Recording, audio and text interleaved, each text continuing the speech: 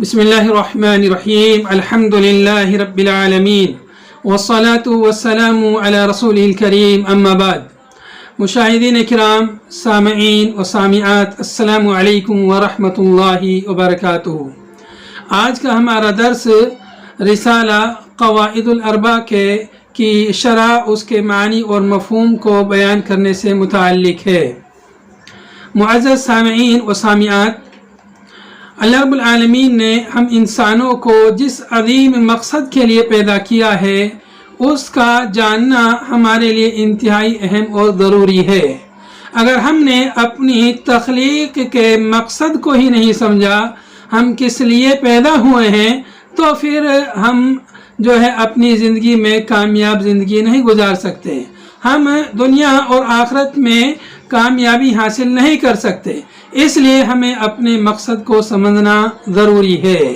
قواعد الاربع یہ شیخ محمد بن عبد الوہاب رحمۃ اللہ علیہ کا ایک مختصر سا رسالہ ہے، جو انہوں نے لوگوں کو شرکیات اور کفریات سے بچنے کے لیے، متنبہ رہنے کے لیے اور اللہ کی توحید کو جاننے کے لیے لکھا تھا۔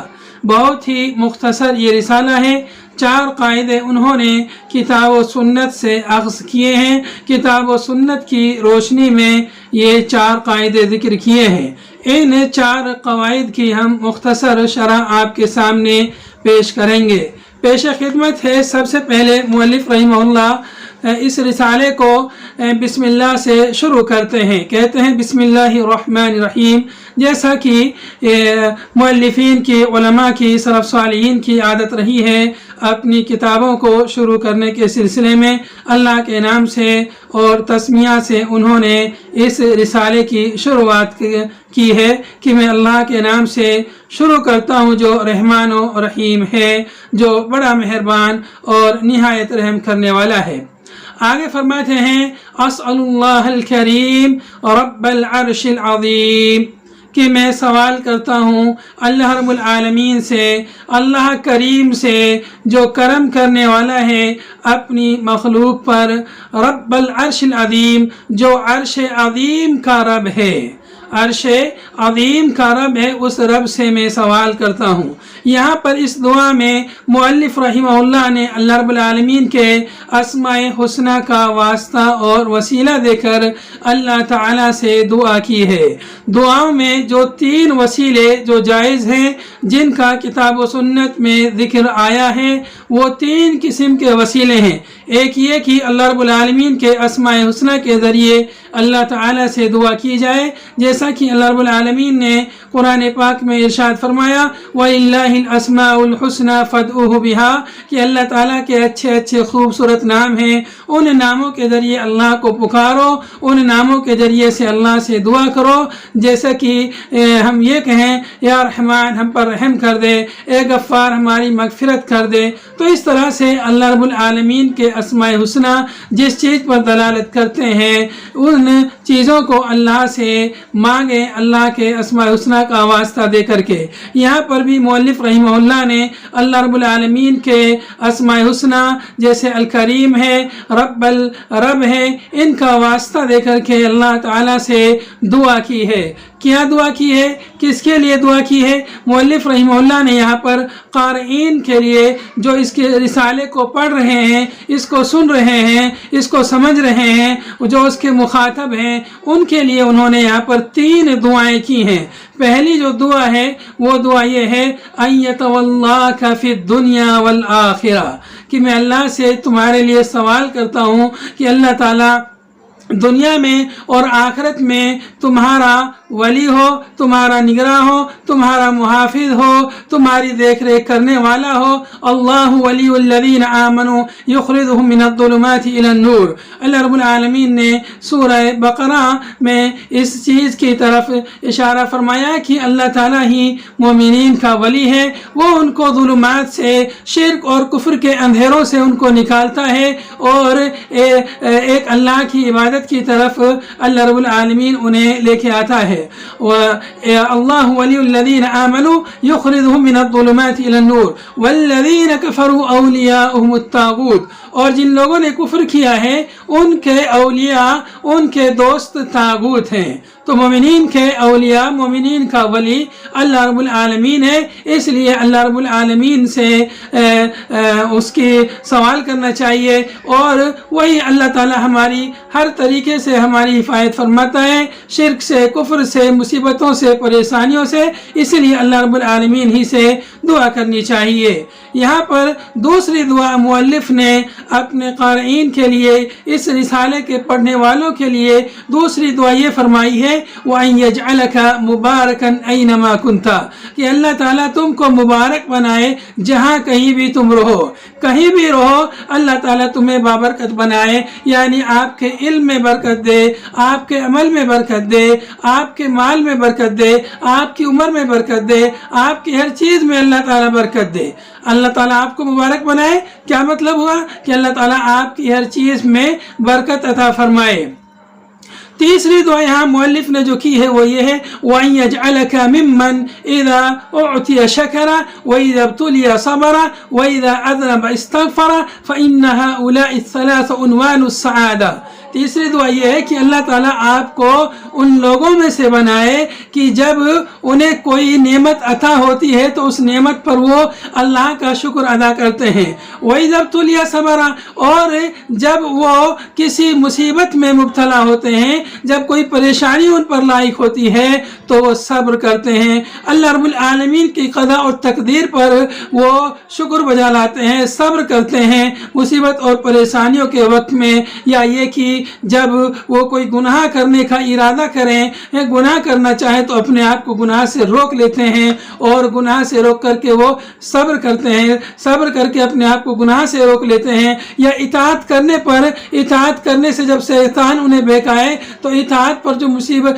جو مشقت پریشانی آتی ہے اس پر وہ صبر کرتے ہوئے اطاعت اور فرمانبرداری کو بجا لاتے ہیں۔ تو اس طرح سے صبر کی جو تینوں قسمیں ہیں ان کو جو لوگ بجا لاتے ہیں اللہ تعالیٰ آپ کو ان میں سے بنائے، یہ ایک دعا یہاں پر کی ہے۔ اور اسی تیسری دعا میں جو تیسرا پوائنٹ ہے وہ یہ ہے وَإِذَا أَذْنَبَ اسْتَغْفَرَ، کہ جب وہ بندہ کوئی گناہ کرے تو استغفار کرے، جب اس سے کوئی غلطی صادر ہو جائے، کوئی خطا ہو جائے تو اپنے رب کی طرف رجوع کرے، اپنے رب سے استغفار طلب کرے، اپنے گناہوں کی معافی مانگے۔ تین باتیں اس تیسری دعا میں مذکور ہیں کہ اللہ تعالیٰ آپ کو ان لوگوں میں سے بنائے جو شکر کرتے ہیں، جو صبر کرتے ہیں، جو استغفار کرتے ہیں۔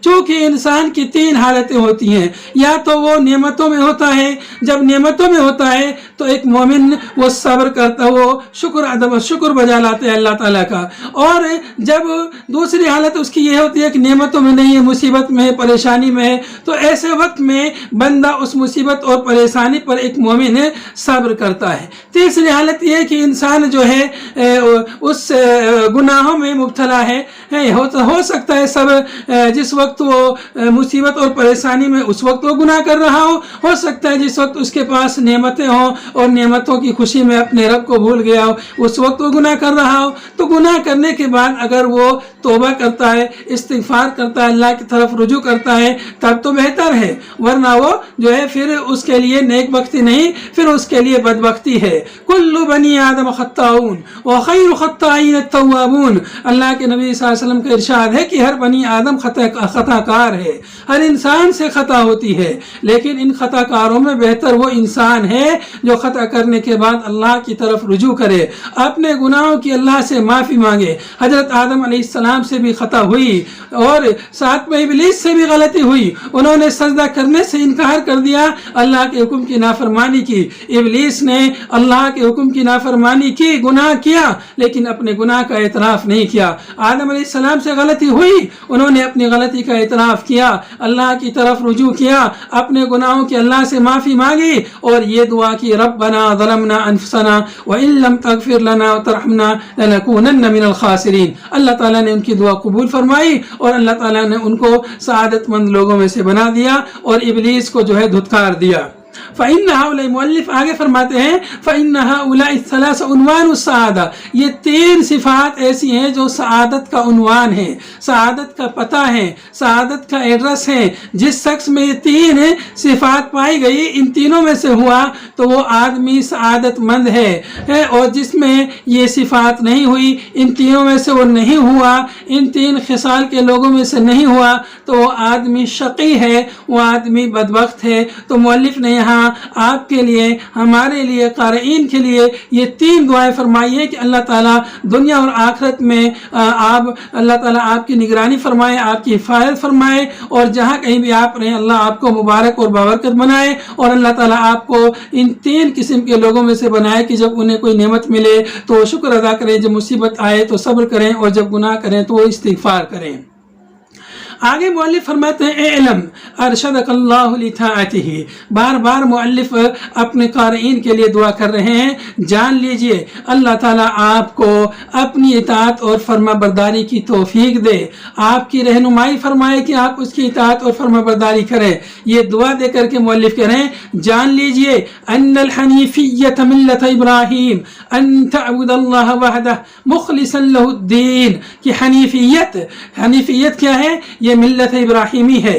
آگے مؤلف نے اس کی وضاحت فرمائی ان تعبد اللہ وحدہ، کہ تم اللہ وحدہ کی عبادت کرو، صرف اللہ کی عبادت کرو، اس کے لیے دین کو، عبادت کو خالص کرتے ہوئے۔ حنیفیت یہ اس کے 2 معنی ہیں، ایک عام معنی جب مراد ہوتا ہے تو مکمل دین، جس دین کو لے کر اللہ کے نبی صلی اللہ علیہ وسلم بھیجے گئے ہیں، مبعوث کیے گئے، وہ دین مکمل طور پر مراد ہوتا ہے حنیفیت سے عام معنی میں۔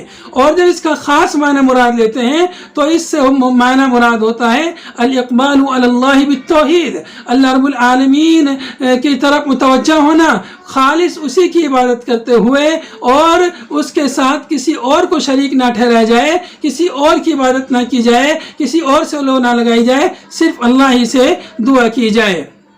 تو یہ 2 معنی ہیں حنیفیہ کے۔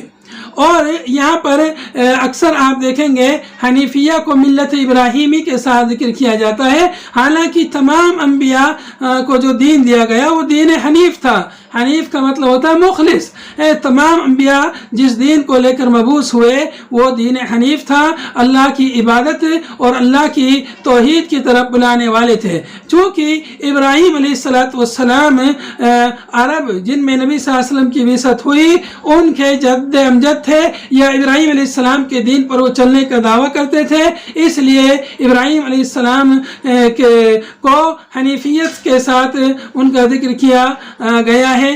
3 اس کی وجوہات بیان کی گئی۔ ایک تو یہ کہ عرب وہ خود دعویٰ کرتے تھے کہ ابراہیم علیہ السلام کے دین پر وہ چل رہے ہیں، اس لیے جو ہے ابراہیم علیہ السلام کا ذکر آیا ہے حنیفیت کے ساتھ۔ اور دوسری وجہ یہ کہ اللہ رب العالمین نے ابراہیم علیہ السلام کو بعد میں آنے والے تمام لوگوں کا امام بنایا ہے۔ اور تیسری وجہ یہ کہ ابراہیم علیہ السلام غایت درجے کی جو ہے انہوں نے توحید کی کو متحقق کیا، توحید کو انہوں نے ثابت کیا، اور ابراہیم علیہ السلام اور نبی صلی اللہ علیہ وسلم کے برابر اس سلسلے میں کوئی اور نہیں ہے، دیگر انبیاء میں کوئی اس درجے کو نہیں پہنچے ہیں، اس لیے ابراہیم علیہ السلام کا ذکر حنیفیت کے ساتھ بالخصوص کیا جاتا ہے۔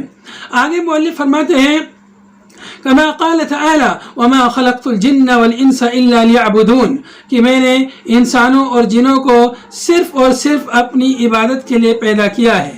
انسانوں اور جنوں کو کس لیے پیدا کیا ہے؟ تاکہ وہ اللہ کی عبادت کریں۔ تو یہاں پر اللہ رب العالمین نے انسانوں اور جنوں کی عبادت کا مقصد بیان کر دیا، کس مقصد کے لیے وہ پیدا ہوئے ہیں۔ تو مطلب اس میں بات وہ بالکل واضح ہے کہ انس اور جن اس بات کے مامور ہیں، انہیں اس چیز کا حکم دیا جا رہا ہے کہ وہ صرف اللہ کی عبادت کریں، اس لیے کہ ان کو اسی لیے پیدا کیا گیا ہے۔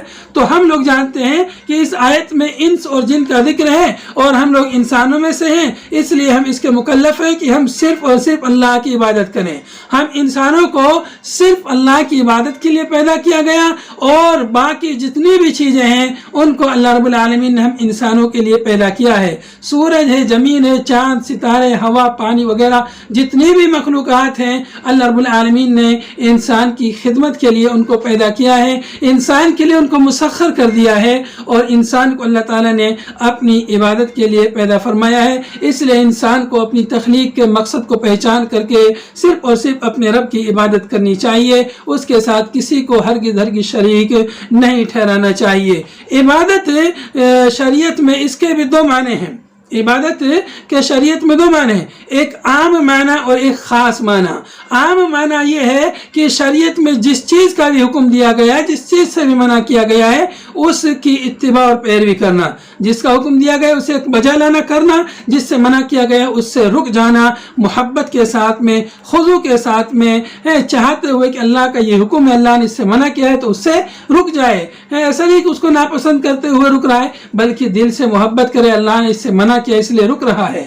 اور جس چیز کو کرنے کا حکم دیا ہے اس کو کرے محبت کے ساتھ، اللہ سے محبت کرتے ہوئے، اللہ کے حکم سے محبت کرتے ہوئے، اور خضوع کے ساتھ میں، ڈرتے ہوئے، اللہ سے ثواب کی امید رکھتے ہوئے ان اوامر اور نواہی کو بجا لائے. دوسرا خاص معنی عبادت کا توحید ہے. خاص معنی عبادت کا معنی کیا ہے؟ توحید، کہ صرف اور صرف ایک اللہ کی عبادت کی جائے، اس کے سوا کسی کی عبادت نہ کی جائے، اس کے ساتھ کسی کو شریک نہ ٹھہرایا جائے.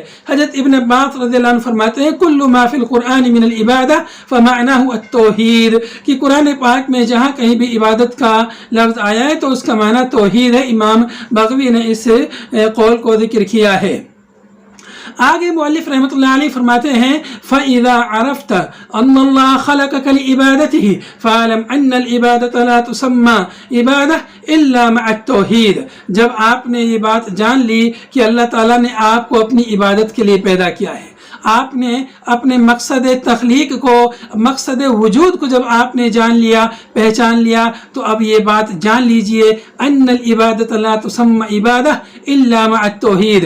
عبادت کو عبادت نہیں کہہ سکتے جب تک اس میں توحید نہ ہو. توحید کے بغیر عبادت کا تصور نہیں ہے. توحید یعنی صرف اللہ ہی کو رب ماننا، صرف اللہ ہی کو معبود ماننا، اس کے سوا کسی اور کو عبادت کے لائق نہ ماننا، اور اللہ رب العالمین کے اسماء حسنہ میں کسی اور کو اس کا ساجی نہ ماننا، کسی اور کو اس کا شریک نہ ماننا، یہ توحید ہے. کما ان الصلاۃ، آگے فرماتے ہیں مؤلف کما ان الصلاۃ لا تسمى صلاۃ الا مع الطہارہ، جیسا کہ صلاۃ، نماز کو نماز نہیں کہہ سکتے مگر طہارت کے. بغیر طہارت کے نماز نہیں ہو سکتی جس طرح سے، ایسے ہی بغیر توحید کے عبادت نہیں ہو سکتی ہے. اگر کوئی شخص نماز پڑھ رہا ہے، اس کی طہارت ہے، اس کی وضو اگر ٹوٹ گئی تو نماز اس کی وہاں ختم ہو گئی. ایسے اگر کوئی شخص عبادت کر رہا ہے اور عبادت میں کسی اور کو اللہ کے ساتھ شریک ٹھہرایا تو عبادت ختم ہو گئی، وہ عبادت فاسد ہو گئی. فرماتے ہیں مؤلف رحمہ اللہ فَإِذَا دَخَلَ الشِّرْكُ فِي الْعِبَادَةِ فَسَدَتْ، جب عبادت میں شرک داخل ہو جائے تو عبادت فاسد ہو جاتی ہے. جب عبادت میں شرک داخل ہو گیا تو عبادت فاسد ہو گئی، بیکار ہو گئی. کالحدث اذا دخل فی الطہارۃ، جیسا کہ حدث جب طہارت میں داخل ہو جائے تو طہارت فاسد ہو جاتی ہے. کوئی آدمی طہارت سے ہے، باوضو ہے، اور اس کو حدث آ گیا، ہوا خارج ہو گئی تو اس کی وضو ٹوٹ گئی، اس کی طہارت ختم ہو گئی ہے. یا یہ کہ وہ طہارت کبریٰ سے ہے اور اس نے کوئی ایسا عمل کیا، وہ جنوبی ہو گیا ہے یا احتلام ہو گیا، اس کی طہارت جو ہے ختم ہو گئی، اور طہارت ختم ہو گئی تو اب وہ نماز ادا نہیں کر سکتا یہاں تک کہ وہ طہارت کر لے. ایسے ہی کوئی آدمی عبادت کرتا ہے اور عبادت میں اللہ کے ساتھ کسی اور کو شریک ٹھہراتا ہے تو اس کی عبادت فاسد ہو جاتی ہے شرک کی وجہ سے. آگے مؤلف فرماتے ہیں فَإِذَا عَرَفْتَ أَنَّ الشِّرْكَ إِذَا خَالَتَ الْعِبَادَةَ أَفْسَدَهَا، جب آپ نے بات جان لی، یہ بات سمجھ لی آپ نے کہ شرک جب عبادت کے ساتھ خلط ملط ہوتا ہے، کوئی آدمی عبادت کر رہا ہے ساتھ میں شرک بھی کر رہا ہے تو اس شرک سے اس کی عبادت فاسد ہو گئی. جب آپ نے یہ بات جان لی اور یہ بات جان لی وَأَحْبَتَ الْعَمَلِ، شرک یہ عمل کو برباد کر دیتا ہے، ہباء منصورہ کر دیتا ہے. نیک اعمال جو بندہ کرتا ہے صدقات و خیرات وغیرہ، لوگوں کی خدمت وغیرہ، دیگر جتنے بھی نیک اعمال ہیں وہ شرک کی وجہ سے برباد ہو جاتے ہیں، ان کی کوئی حیثیت نہیں رہتی۔ وَصَارَ صَاحِبُهُ مِنَ الْخَالِدِينَ فِي النَّارِ، اور یہ شرک کرنے والا آدمی اور یہ عبادت میں اللہ کے علاوہ کسی اور کو شریک کرنے والا آدمی یہ ہمیشہ ہمیشہ جہنم میں رہنے والوں میں سے ہو جاتا ہے۔ تو یہ بات جب آپ نے جان لی، یہ بات سمجھ لی کہ شرک کی وجہ سے نیک اعمال اور عبادتیں برباد ہو جاتی ہیں، عرفت ان اہم ما علیک معرفت ذالک، تو آپ اس بات کو جان لیجئے، گویا کہ آپ نے بات سمجھ لی کہ آپ کے اوپر سب سے زیادہ اہم کیا چیز ہے، کس چیز کو جاننا آپ کے اوپر سب سے زیادہ ضروری ہے، سب سے زیادہ اہم اور مہم ہے، کس چیز کا سیکھنا اور سمجھنا۔ یہ بات اب آپ کو سمجھ میں آ گئی ہوگی۔ لعل اللہ ان یخلصک من هذه الشبکہ وہی شرک، شاید کہ اللہ رب العالمین آپ کو اس جال سے نجات دے دے، اس جال سے آپ کو بچا لے، اس میں پھنسنے سے، جو شرک کا جال ہے، جو شرک اور بدعات اور خرافات کا جو جال جو آج دنیا میں پھیلا ہوا ہے، شاید کہ اللہ تعالیٰ آپ کو اس جال سے نجات دے دے، اس جال میں پھنسنے سے شاید کہ اب آپ بچ جائیں جب آپ نے اس چیز کو جان لیا۔ اس لیے کہ انسان جب برائی کو جان لیتا ہے تو پھر اس سے بچنے کی کوشش کرتا ہے۔ اگر انسان جان لے کہ فلاں گڈھا ہے، فلاں جگہ گڈھا ہے، اس میں گروں گا تو ہلاک ہو جاؤں گا، فلاں کنواں ہے، فلاں جگہ کنواں ہے، اس میں گروں گا تو ہلاک ہو جاؤں گا، لیکن اگر وہ چل رہا ہے، اسے پتہ نہیں کہ یہاں کنواں ہے اور اس میں وہ گر گیا تو ہلاک ہو جائے گا۔ تو اس لیے انسان کو معلوم ہونا چاہیے کہ کہاں پر کیا چیز غلط ہے تاکہ اس غلطی سے وہ بچ سکے۔ آگے اللہ تعالیٰ کے ارشاد ہے، قال اللہ تعالیٰ فیہ، اللہ تعالیٰ نے اس بارے میں فرمایا، ان اللہ لا یغفر ان یشرک بہ ویغفر ما دون ذلک لمن یشاء، یقیناً اللہ سبحانہ و تعالیٰ اس شخص کی مغفرت نہیں کرتا ہے جو آدمی اس کے ساتھ کسی کو شریک ٹھہراتا ہے۔ شرک کرنے والے کی اللہ رب العالمین مغفرت نہیں کرتا ہے۔ وَيَغْفِرُ مَا دُونَ ذَلِكَ لِمَن يَشَاءُ، اور شرک سے کمتر جو گناہ ہے اللہ رب العالمین ان گناہوں کی مغفرت کر دیتا ہے۔ وَيَغْفِرُ مَا دُونَ ذَلِكَ لِمَن يَشَاءُ، جس کی اللہ تعالیٰ چاہے مغفرت کر دے۔ اگر اس نے شرک نہیں کیا ہے اور شرک سے کمتر کوئی بھی گناہ اس نے کیا ہے تو اللہ تعالیٰ اس کی مغفرت کر دے گا۔ یہاں پر ما دون ذالک، اس کا بعض لوگ ترجمہ کرتے ہیں شرک کے علاوہ، تو یہ ترجمہ درست نہیں ہے۔ یہاں پر دونا کم کے معنی میں شرک سے کم تر، چونکہ کچھ گناہ شرک سے بھی بڑھ کر ہوتے ہیں، جیسے الحاد ہے، کفر ہے، یہ شرک سے بھی بڑھ کر ہے، جس میں آدمی اللہ کو مانتا ہی نہیں، انکار کرتا ہے۔ مشرک آدمی اللہ کو تو مانتا ہے کہ سب کا مالک اوپر والا ہے، ہمارا خالق مالک رازق اللہ ہے، یہ تو مانتا ہے، لیکن اس کے ساتھ غیر کو شریک ٹھہراتا ہے، اللہ کے حقوق یا اللہ کے خصائص کو دوسرے کے پاس بھی مانتا ہے، تو ایسی صورت میں آدمی مشرک ہو جاتا ہے اللہ کو ماننے کے باوجود بھی۔ تو شرک بہت عظیم گناہ، ان الشرک لظلم عظیم، شرک عظیم ظلم ہے، لیکن شرک سے بھی بڑھ کر ظلم کیا ہے؟ الحاد اور کفر، یہ شرک سے بھی بڑھ کر گناہ ہے۔ تو شرک والے کی جب مغفرت نہیں تو ملحد اور کافر کی تو بدرجہ اولا مغفرت نہیں ہے۔ تو اس کے علاوہ انسان چاہے کتنے بھی گناہ لے کے جائے تو اس کو اللہ رب العالمین اس کے گناہوں کے بقدر وہ ہو سکتا ہے اللہ رب العالمین اس کو اپنے عدل کے تقاضے جہنم میں ڈال دے، یا ایک اللہ رب العالمین اپنے فضل و کرم سے اسے معاف کر دے اور وہ جہنم میں نہ جائے۔ لیکن اگر شرک کیا ہے تو پھر اس کی کوئی مغفرت نہیں، پھر ہمیشہ جہنم میں رہنا پڑے گا۔ بہت ہی سنگین اور خطرناک معاملہ ہے۔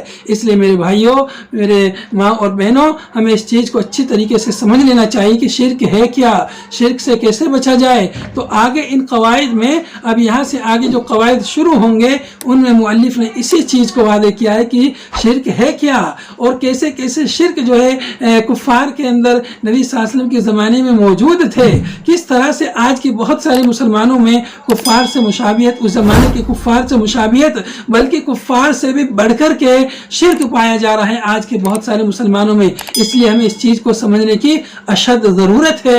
نبی کائنات علیہ الصلوۃ والسلام اپنے امت کو، صحابہ کرام کو 13 برس تک توحید کی دعوت دیتے رہے، توحید کو سمجھاتے رہے، شرک کی مذمت اور شرک کی خطرناکی کو بیان کرتے رہے تاکہ لوگ اس کو سمجھ جائیں۔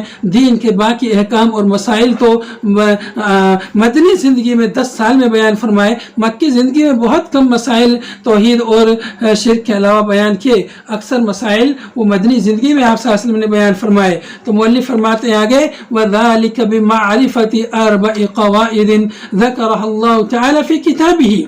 तो ये चीज़ कैसे मालूम होगी, कैसे शिर्क के जाल से, उसकी खतरनाकी से बचेंगे? 4 कवायद के ज़रिए से, 4 कवायद की मारिफत के ज़रिए से, जिनको अल्लाह रब्बुल आलमीन ने अपनी किताब कुरान पाक में ज़िक्र किया है। उन कवायद को अगर आप जान लेंगे तो शिर्क के जाल से, शिर्क की गलाजत से, शिर्क की खतरनाकी से आप बच पाएंगे और दुनिया और आखिरत में दोनों जहानों में आप अपनी ज़िंदगी को खुशगवार ज़िंदगी बना पाएंगे। इंशाअल्लाह अगले दर्स में पहले कायदे का मुख्तसर इंशाअल्लाह हम जिक्र करेंगे, उसकी शरह करेंगे। आज के दर्स में हम इस मुकदमे पर इक्तिफा करते हैं और अल्लाह ताला से दुआ करते हैं अल्लाह ताला हमें कहने सुनने से ज़्यादा अमल करने की तौफीक अता फरमाए। अल्लाह ताला हमें हर किस्म के शिर्क और कुफ्र और हर किस्म के गुनाह से अल्लाह ताला हमारी हिफायत फरमाए। अल्लाह ताला हमें जब तक जिंदा रखे इस्लाम पर जिंदा रखे और जब मौत दे तो ईमान की हालत में मौत दे। व आखिरु दअवाना अनिल हम्दुलिल्लाहि रब्बिल आलमीन। सुब्हानकल्लाहुम्मा बिहम्दिका नशहदु अन ला इलाहा इल्ला अंता नस्तगफिरुका व नतूबु इलैक। वस्सलामु अलैकुम व रहमतुल्लाहि व बरकातुहू।